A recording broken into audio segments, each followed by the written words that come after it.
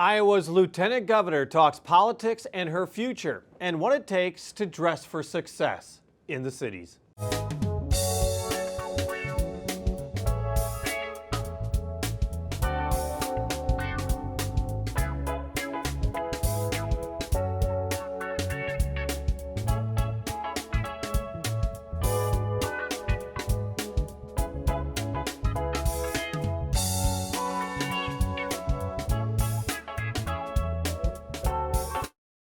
Iowa Lieutenant Governor Chris Cournoyer was Pleasant Valley School Board president when she decided to run for state office.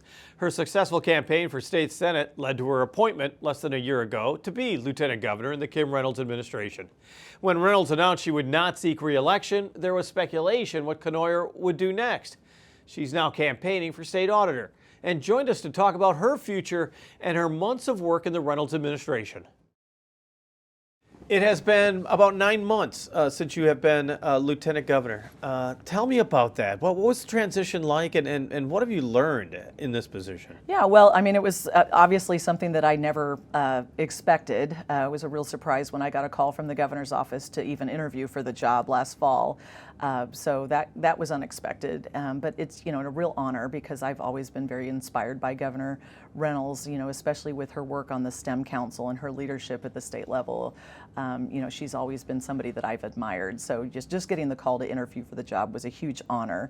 But it's very different than being a state senator. So when I was in the Iowa Senate, I focused on the 3 counties I represented, Scott, Clinton, and Jackson counties. And this is a statewide position for all 99 counties. And so I'm really getting a chance to see the state as a whole, the budget as a whole, and all of the issues as a whole, not just those that I targeted as a committee chair or as a senator from the eastern part of the state. In a way, as a person who has been able to travel to each of the corners of Iowa, I mean, what is your takeaway right now? I mean, you always hear about the condition of the state. What would be your condition of the state? Well, first of all, Iowa Nice is real. I mean, everywhere you go, the people are just so gracious and so wonderful. But they are, I think because we're a first in the nation caucus state, Iowans are very opinionated and they want to let you know when they have issues that are important to them. But, we get a lot of thank yous for, especially with our tax reform that we've done in Iowa, cutting, the income tax and then getting rid of the inheritance and the retirement income tax. So we do get a lot of thank yous, but we also, we need to do more on property taxes. We need to,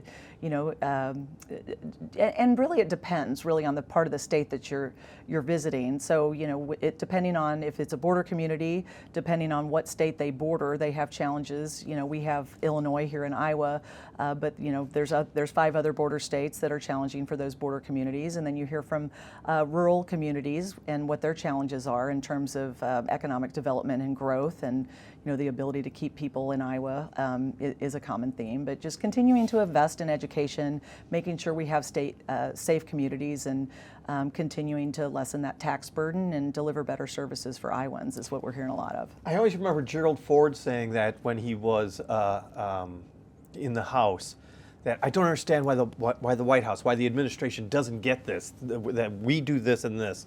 And then when he became president, he said, I don't understand why Congress isn't able to do A, B, and C in order to improve this country.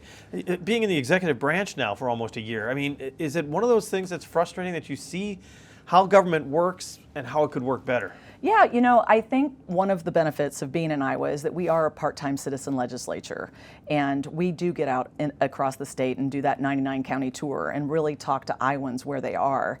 And I think, maybe at the federal level and at other levels or in other states, people get caught up into their office, or it becomes a full-time job for them and they forget where they came from and who they're representing. So I think being an Eastern Iowan, I still live just north of LeClaire, and representing Iowans from Eastern Iowa and all over the state, but not living in the Des Moines bubble, as I like to call it, I think is really important. And I think we've done a good job in Iowa of not just electing our executive branch, and our statewide elected officials aren't from Des Moines, which I think is a real benefit. They're from all over the state, and they represent different viewpoints and different perspectives. And I think that's valuable to the policymakers and to the governor, just having that feedback from across the state. A lot of the pundits may have thought that you were handpicked by Governor Reynolds in order to be the lieutenant governor, and that you were the heir apparent perhaps, and you would run for governor. Why did you decide not to run for governor?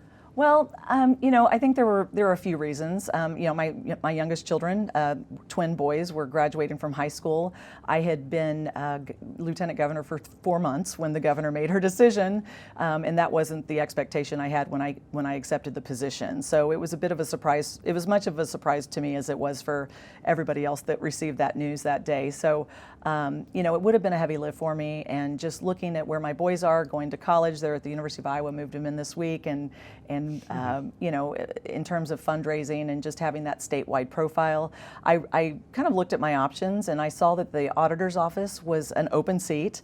And I think just looking at the role of the state auditor, it's more in line with my background and my experience, and where I want to go in terms of continuing to be a watchdog for the taxpayer, which I've done at the local level as a school board member. I did it as a state senator, and now doing it at the executive level with the governor's office. Well, and as you well know, Rob Sand has been very critical of the Republican legislature for trying to curtail some of the job requirements of the auditor. One of the things no longer allowed in Iowa for the auditor to take a department or agency to court for a release of documents in order to be that watchdog. Are you worried that the Republican legislature is going to further minimize the role of the auditor? No, I think the role of auditor, the last 6 years, it's really been politicized, and I don't think it is the role of the auditor to be a political figure.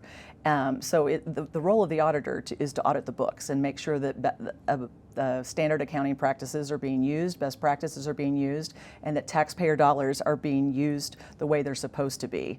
And when it gets politicized, or when you're criticizing a program and then you want to audit it, I don't think that's an appropriate role for the auditor. So I think, in running for the seat, I want to just take the politics out of it and do the job, which is being a watchdog for the taxpayer. And with my technology background, there's a lot of opportunities to use technology to root out that waste, fraud, and abuse, to find those anomalies and those outliers, and then also work with local governments, as a partner to help be a resource to implement best practices and technology, so that they can not only deliver better services to their citizens, but also just run more efficiently. We're looking at property tax reform in this next session, starting in January, and if you're going to look at property tax reform, you have to look to streamline government, run it more like a business.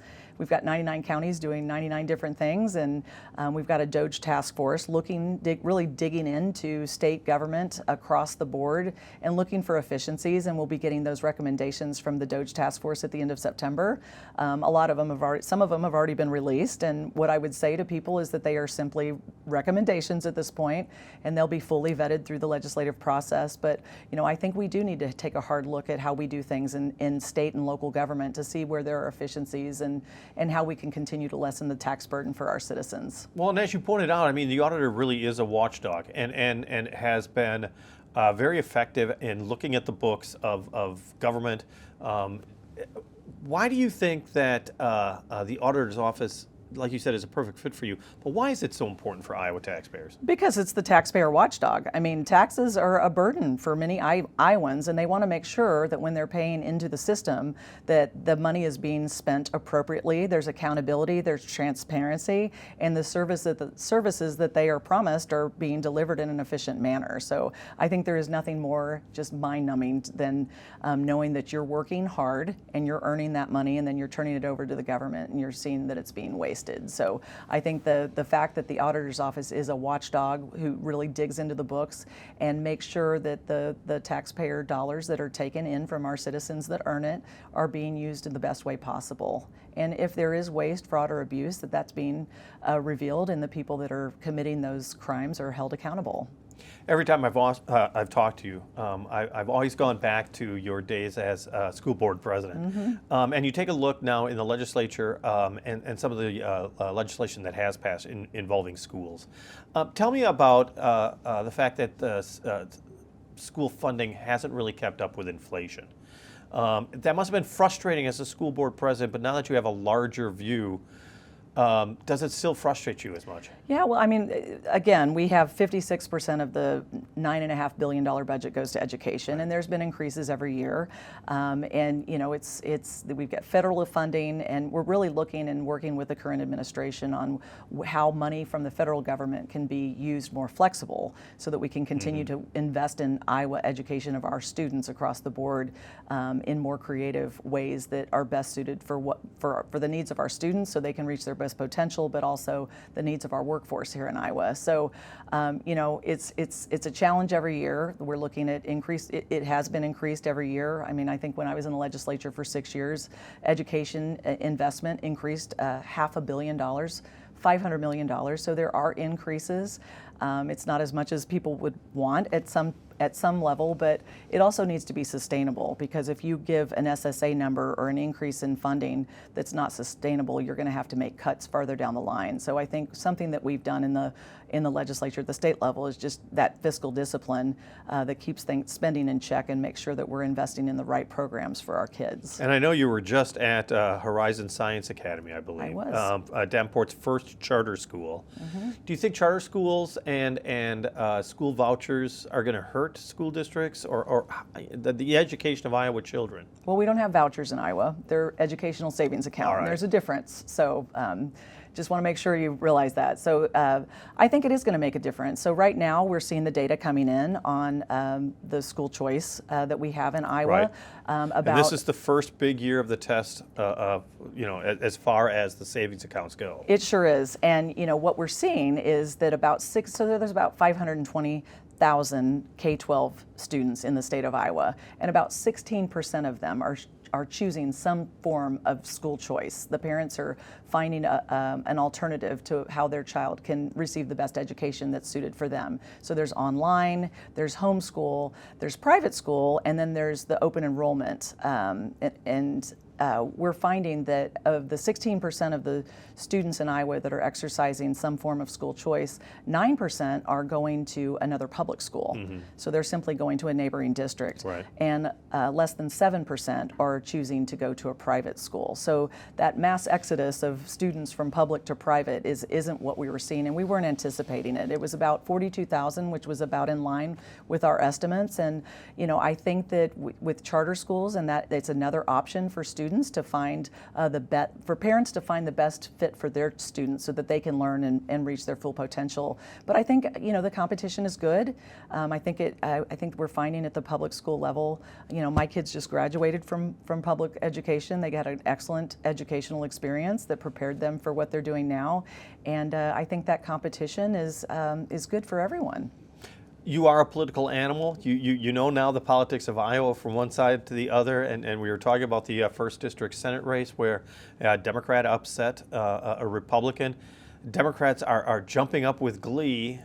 Jeff Kaufman, the Republican Party chairman for the state, saying, well, come on. Do you think there's a bit of a pendulum swing here against Republicans by Iowans? You know, I think, the special elections are tricky. I mean, Yeah. you literally have 32 days to find a candidate that's Turnout was willing- about 24%, I believe. Yeah, it's low turnout, and you know, it's a ground game, and it's about a month that you have to find a candidate that's willing to, you know, change their life pretty significantly to run for the seat. And you know, turnout is really important, and it's important to have good candidates that can get the message out. But it's tricky. I'm not sure it shows an overall trend, but you know, we'll see as the campaigns for 2026 gear up. I don't think it's anything to panic about, but I think, you know, we need to continue to recruit good candidates that represent their districts and make sure that they get a strong message out and they put in the work. Our thanks to Iowa Lieutenant Governor Chris Cournoyer.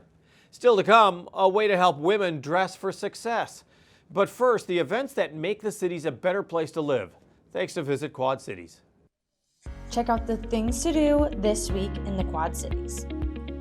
Come enjoy family-friendly fun at the newly improved Hodge Park Recreational Trail. Next, experience the Quad Cities Classic Pickleball Tournament at Riverside Park. Then, Crow Creek Park is hosting Dogtoberfest. Bring your dog out and enjoy food trucks, auctions, and raffle baskets. Get ready to paddle, mountain bike, and run during this year's Taming of the Slough. And finally, check out Dandy Flowers You Pick Farm. Pick fruit, flowers, or kayak and enjoy the playground. For more events like these, check out our events calendar at visitquadcities.com. They are on a mission to empower women to achieve economic independence, and one way they do it is by providing professional attire. The group Dress for Success Quad Cities is about to mark its 15th year and has just finished its Recycle the Runway event. Program and Marketing Director Lynette Turner joined us to talk about Dress for Success. We're coming up on 15 years for Dress for Success. Absolutely. And success is kind of perfect for being in your title. Yeah, absolutely. I like to think that we are successful in helping to empower women and achieve economic independence. So, yeah. Tell me about the people that you have helped, because you have success stories. What's the type of person who walks in, and what's the type of person that walks out? Okay. So I started in September at Dress, and I had a lady come in for interview suiting. She came in, she was in a domestic violence situation. She literally had to leave with nothing but the clothes on her back. So she came in, I helped her, get her interview outfit. She was interviewing for a retail store in the mall. So she got the job, so great. So then after they do their interview suiting, they come in for an employment suiting, and we provide them with 2 weeks worth of clothes, head to toe. We're talking jewelry, shoes, purses, clothes, the whole gamut. We say it usually takes you about 2 weeks to get paid, so we try to help out that way. And literally in the suiting, you could see her confidence rise. You could see her feel a little different about herself. And she told me a little bit about her situation. I said, hey, do you need a coat? Do you need some, like lotion, deodorant? And she was like, yeah, I do. And I knew she'd never ask, because I feel the ladies come in so grateful that we're even, providing the service that we're providing. And then in December, I went to the mall and happened to be in her store, and she just lit up when she saw me, and she said, you just don't know how much you helped me. You don't know. And she was living at a shelter. She has her own apartment now, and she's thriving. And I don't claim to take any big piece in that, but I know that that lady who walked in was a completely different lady that walked out, even different when I saw her about 3 months later at the store. You must be impressed by the courage of some of the people that do walk in, because in a way you have to admit that you need some help, and that's always tough to do. Absolutely. Absolutely. I have another story. A lady was digging through our garbage. And so we went out, and she was like, hey, I have to go to court. I'm trying to get my kids back. We were like, come in. And we did a suiting for her right then and there. In the same situation, you could see her confidence rise. And it's clothes. They're literal clothes that you and I have on, but it's more than clothes. It's confidence. It's, knowing that you're not alone in this battle, knowing that somebody's here to help you and extend a hand. So, absolutely. But in order for you to extend a hand, you need people to help you out as well. I mean, the clothing doesn't just fall from a tree. Right. Absolutely not. Absolutely not. So we take donations every day of the week. People can bring in professional clothing, casual clothes. We're doing a shoe drive right now. We've partnered with the organization Fund2Org that will provide them with shoes, and they send them to third world countries, and then they give us a profit from that. So that's one of the things we're doing. In this community, being from the East Coast, this is one of the most generous communities that I've ever lived in. People will come and donate. Sometimes we'll have people who have passed, and the families will donate their entire closet, their entire wardrobe to us. And we're so super grateful to have a community that does donate and provide, such great clothing to us. Well, and as you said, it's transformative for the person. I mean, almost instantly you've seen how a person changes. How does the person get in touch with you? I mean, do they just walk in? They can go to our website and go to Style Her, and there's an intake form and a style questionnaire that they fill out. They can call us on the phone. We've definitely had people walk in, and we help them when we can, but we go by appointments. So we're appointment based, but we've definitely had people come in. I had a girl, she started a job and she needed all black, black shirt, black pants, black shoes, and she was able to walk in and we were able to accommodate her. So, yeah. What type of person does walk in? Because you're talking about some people that were in abusive situations, or somebody that has issues with the courts, as you were saying. But that's not every single person. No, no. The people who walk in, I believe they've heard from someone, they've seen something, and they will literally wander in. Like I said, the lady, she was just by the trash can hoping that we threw out clothes, which we don't do. But I would say all walks of life, they just got a job, they need a job, and we also provide career services as far as resume writing, cover letter, if you want a LinkedIn page, mock interview, just to prepare women for jobs. I was going to say, because the clothing is one thing, the interview process is so important. I knew that you were doing some of the help on how to do a resume. Your entire presentation is so critically important for a job. It's sad that it's the outside when there's so much on the inside that's valuable, but still you got to get to that inside, and that's where you come in. Absolutely, absolutely. So we help on the outside, your appearance, but also, again, giving you the confidence, giving you the tools, giving you what to say, so that you can be prepared for that job, so you can be prepared for the interview questions. Even if people want to go from one industry to the other, we provide career coaching for that as well. And let's talk about the fact that once you are able to get a person dressed and ready for success, and then they have the job interview, and they get the job, now they become members of society that are contributing in so many different ways. And there's got to be pride in the fact that you're helping people stand on their own 2 feet. And as you pointed out, so often have families they have to support as well. Absolutely.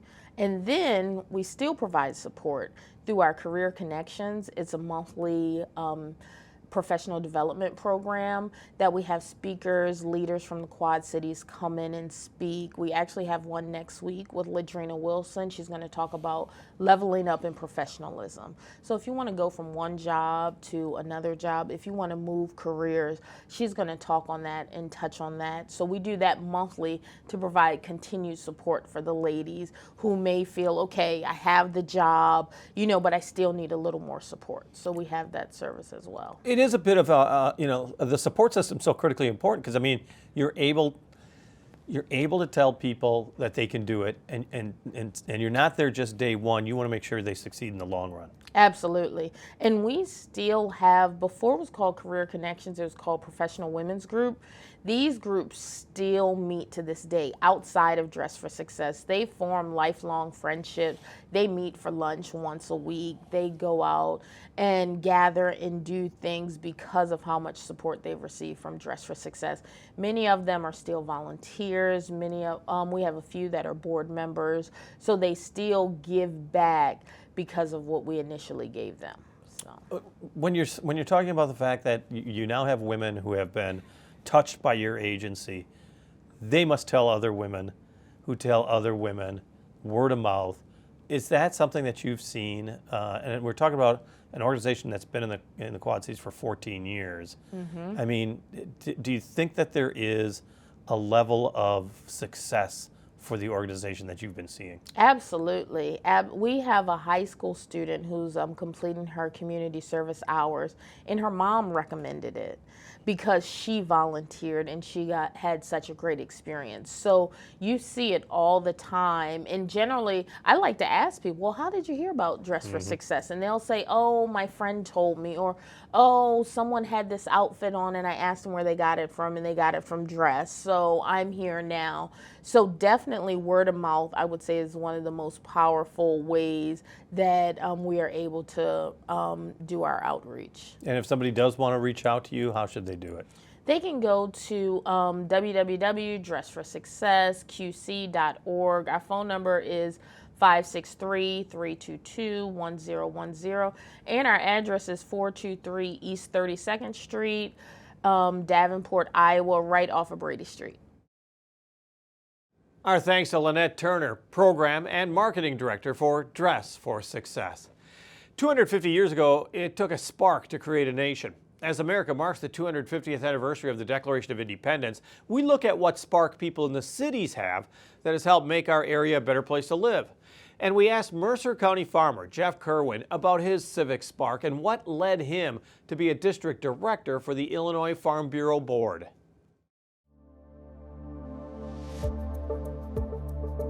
Farming was something that I was instilled as a young child. I grew up and that's all I wanted to do was farm. I can remember my mom telling, every time I wanted to come back to the farm, she'd be like, no, you've got to go get an education. But it was always in my heart. And I think agriculture has that little spark about coming back to the farm or tending the land. And I think that's what makes us unique and special. I've taken care of the land like my grandfather took care of the land.